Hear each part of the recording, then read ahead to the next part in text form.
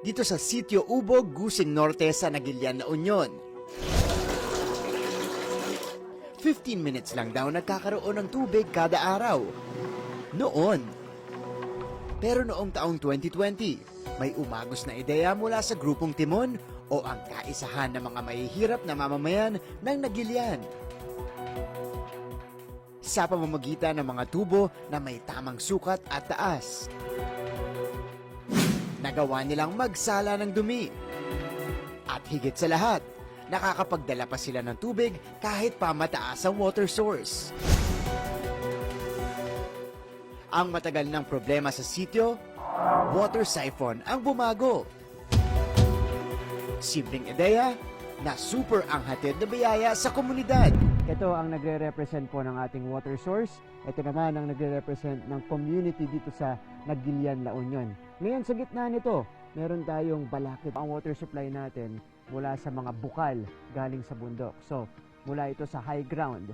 So, kapag high ground po yan, mapapansin niyo po ang water level natin ngayon nandito. Diba? Pantay sila, walang umaangat, walang bumababa. Pero, kapag inangat po natin ang water supply natin, ayan, makikita po natin dito sa community, unti-unti pong umaangat ang water level natin. Ito po ang tinatawag nating siphon effect. Nung nakita natin yung elevation ng bukal dito sa community, ay kaya namang gawin ito sa pamamagitan ng siphoning. In-improve natin para hindi lang maikli yung hose. In-improve natin para sa malayong supply o malayong source. Sa tulong ng Pinovation Academy, na proyekto ng Center for Disaster Preparedness Foundation, napondohan ang water siphon noong 2021. Out of 69 entries, pasok sa top 5 innovation ang proyekto, kabilang sa criteria. Malinaw kung ano ba yung innovation, ano yung bago dyan, or ano yung naiba doon sa usual na solution. Kailangan nag-a-address siya ng problema na galing talaga doon sa komunidad. Maganda palang magkaroon din ng tubig sa kabahayan kahit walang makinang humihigop. Sa ngayon ay nasa 94 households na sa Naguilian ang nakikinabang sa proyekto. Napakalaking bagay kasi mayroon ng malaking tangke. Sumubra pa nga yung mga tubig kung minsan. Mas madali na. Maginhawa ng paglalaba, hindi na kami mag-iigi. Mga kapuso, yan po ang game-changing water siphon innovation na siya nang nagsusupply ng tubig dito sa Naguilian, La Union. Alam niyo po, napakarami pang lugar sa Pilipinas ang nangangailangan ng enough water supply. So sana po maging inspirasyon to at mai-apply din to sa iba't ibang lugar sa Pilipinas. Para sa GMA Integrated News, ako si Martin Javier. Changing the game!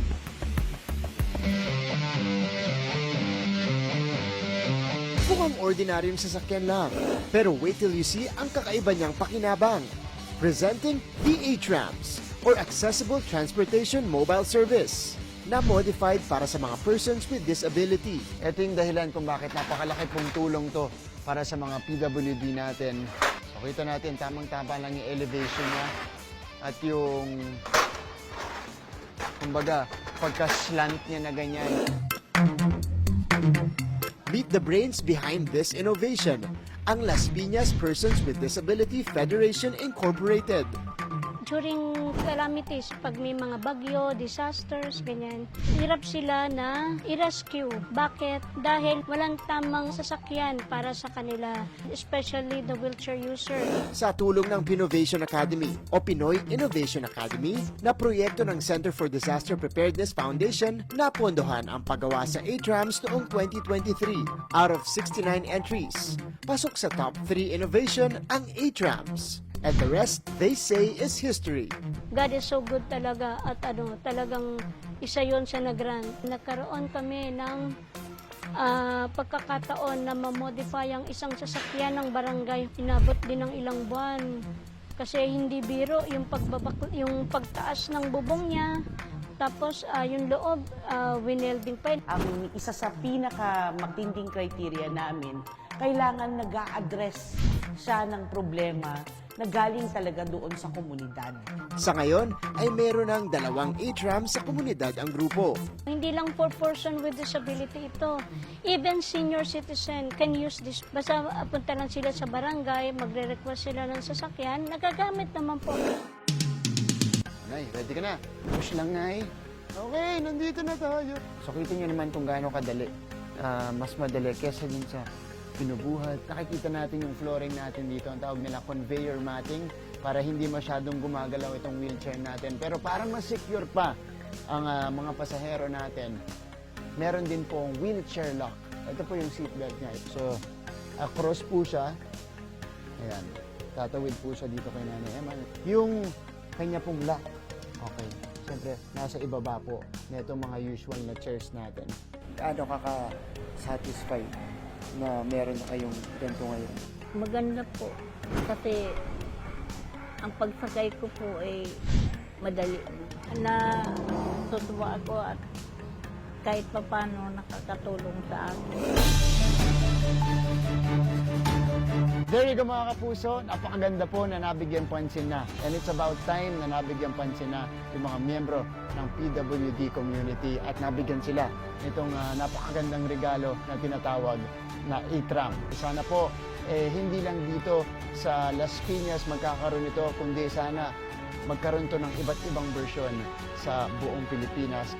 Para sa GMA Integrated News, ako si Martin Javier, changing the game!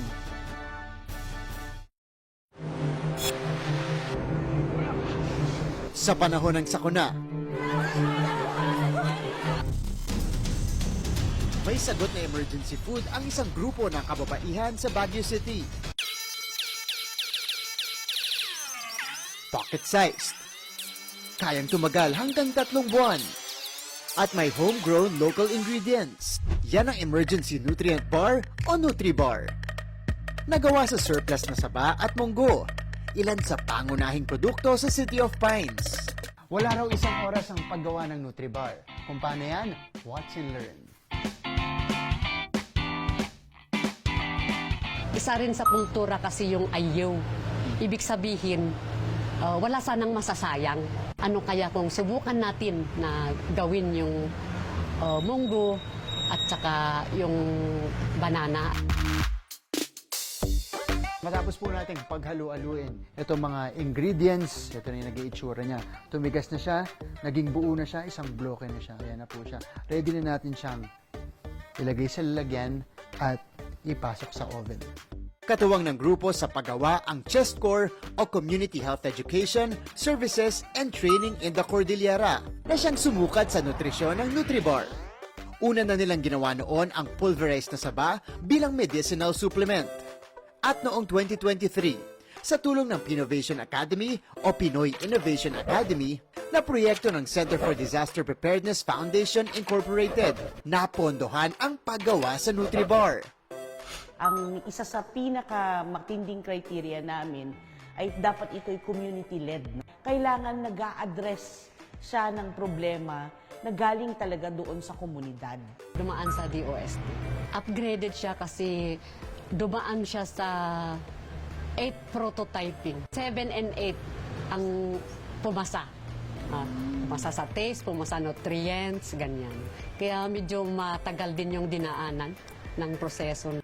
Pumasa rin sa Philippine Recommended Energy Nutrients Intake o RENI ang NutriBar, na angkop sa panahon ng sakuna. Ito na ang finished product, ang NutriBar. Tara, tikman natin. Hindi siya masyado matamis at nalalasahan natin yung combination ng banana tsaka munggo. Sa ngayon ay tried and tested na ng ilang ahensya ng gobyerno sa Baguio ang NutriBar. Masustansyang pagkain na kailangan para sa mga emergency situation. Isa na namang kapani-pakinabang na innovation mula sa Tanglad Women's Organization or Women's Group. At kapag ka na-roll out na to, kapag ka napulido pa ang kanilang produkto, mas marami pa po ang matutulungan mga Pilipino, lalong-lalo na sa panahon ng sakuna. Para sa GMA Integrated News, ako si Martin Javier, changing the game!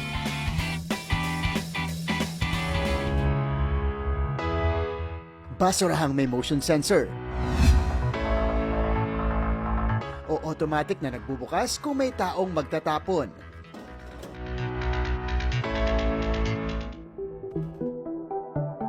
Solar power din na kayang i-monitor kung puno na ang basurahan for timely waste collection. Ito ang Smart Garbage Bin, Baraki. Short for Basurahang Taraki na ibig sabihin ay nagpapaganda ng kapaligiran. Taong 2022 ito dinevelop ng computer engineering students ng University of the Cordilleras. Sa Baguio City po, issue talaga yung basurahan. Parang lagi pong overflowing yung basura. Bukod sa pagiging weatherproof, may real-time monitoring and notification system din ang Baraki. Pag puno na ang Baraki, hindi na siya magbubukas kahit tumapat pa tayo sa sensor at makakarinig tayo ng buzzing sound katulad nito. Makatulong din po sa mga garbage collector na if ever nag-alert po yung bin, saan lang po sila pupunta. Ang future goal po namin, balak po namin dagdagan ng weight sensor. Inabot daw ng 6 na buwan ng grupo para mabuo ang 2 unit ng Baraki na may kabuoang halaga na 50,000 piso. Ito yung ginagamit natin to collect the data from the Baraki units. So, lahat po ng data na makukolekta, yung mga basurahan, gaano nakapuno yung mga Baraki units natin, dito na ipinapadala yan. Matapos ang pilot test noong July 2023, nag-procure na ng 10 unit ng Baraki ang lokal na pamahalaan ng Baguio. Nung lumabas itong smart garbage bins, na pitch nitong mga bata kay Mayor and sa Mancom, and nagustuhan nila. But wait, there's more! Dahil kung magkakaroon ng waste disposal violations, pwedeng isumbong yan sa web-based reporting system na Alert Trash. Also developed by students from the University of Cordilleras last November 2023. Ang main points po namin is to have a system to report waste disposal violations and to advocate for zero waste. Promising ang centralized system na na-test na sa ilang barangay sa Baguio. Ang kagandahan kasi, makaka-response kagad sila if ever natag yung barangay nila dun sa report na ni resident. Mga kapuso, it's very admirable how Baguio City continues to address one of its main problems. Through the power of the youth and of course the support of the local government, it continues to come up with great innovations to address their problems in solid waste management. Para sa GMA Integrated News, ako si Martin Javier. Changing the game!